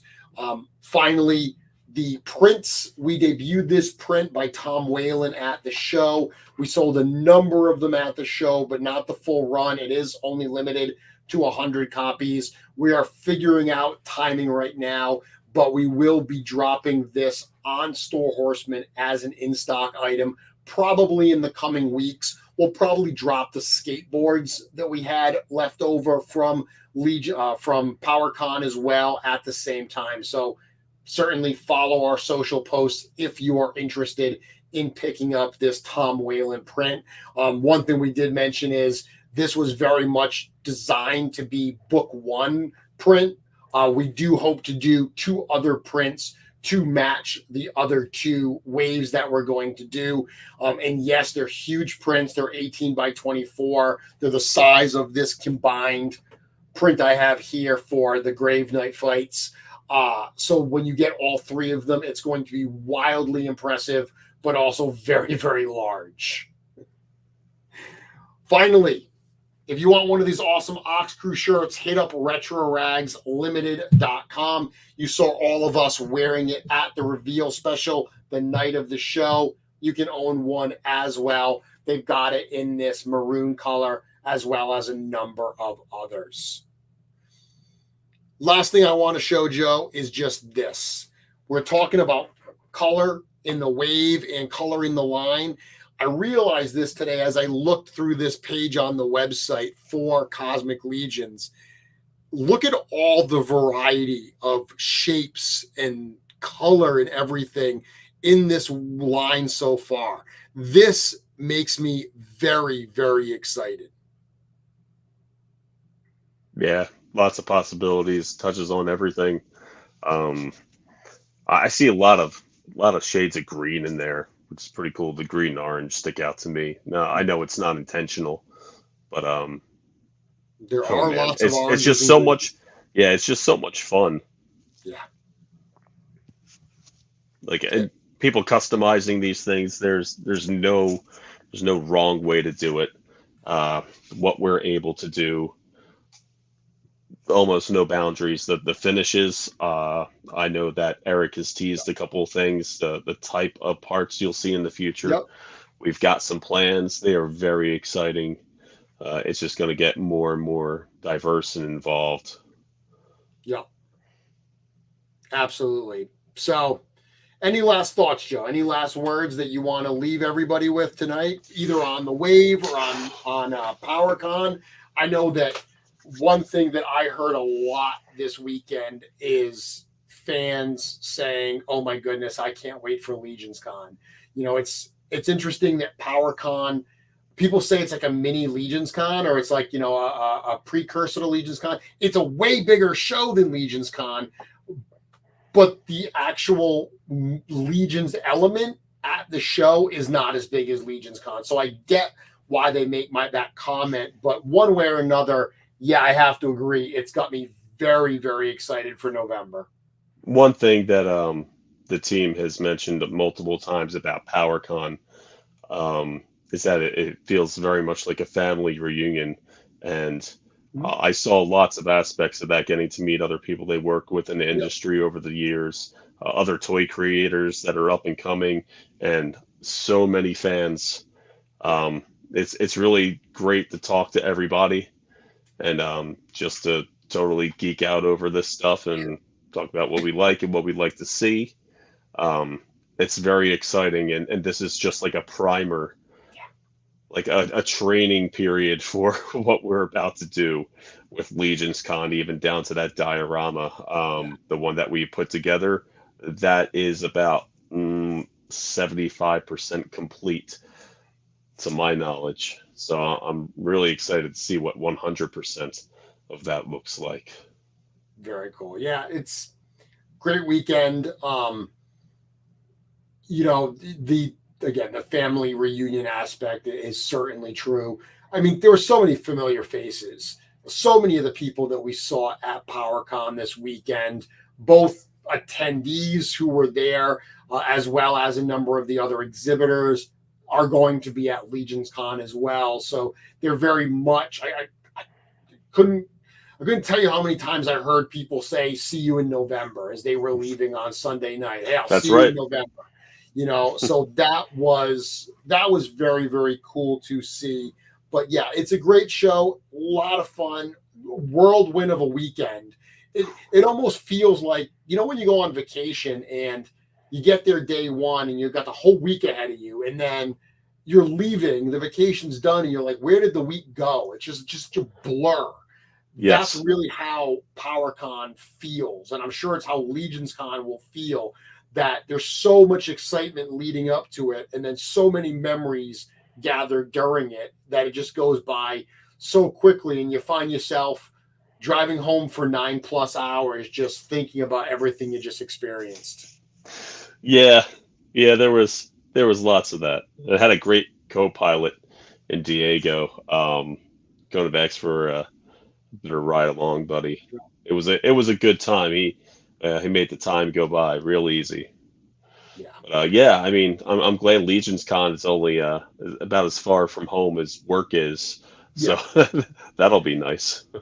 Yeah, and I mean, we went big at PowerCon this year. We brought Oh, yeah. a lot. We brought 2 trucks. We brought the ogre and everything. But I mean, there's no substitution for what we can do in our backyard. This is very true. You know, And we're going to show everybody. We're going to prove it.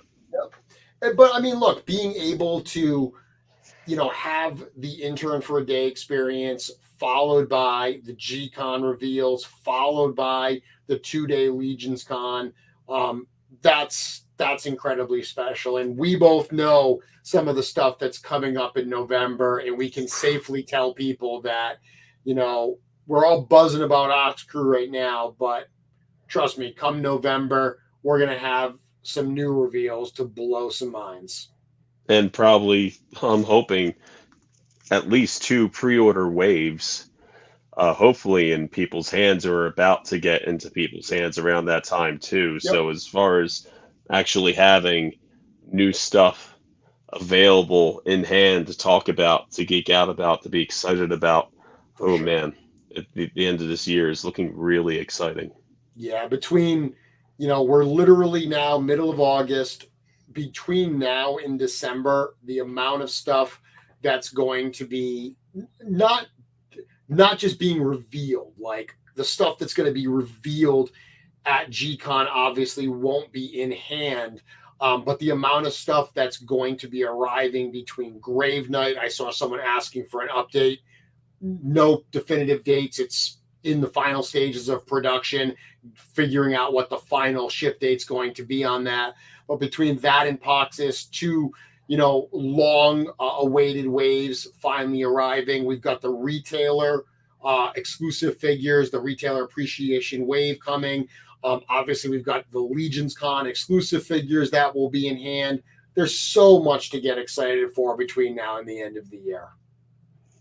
Yeah, just the stuff you know about. But that's all there is. The only stuff coming out is the things people know about. And with that, we're going to call it a night, Joe.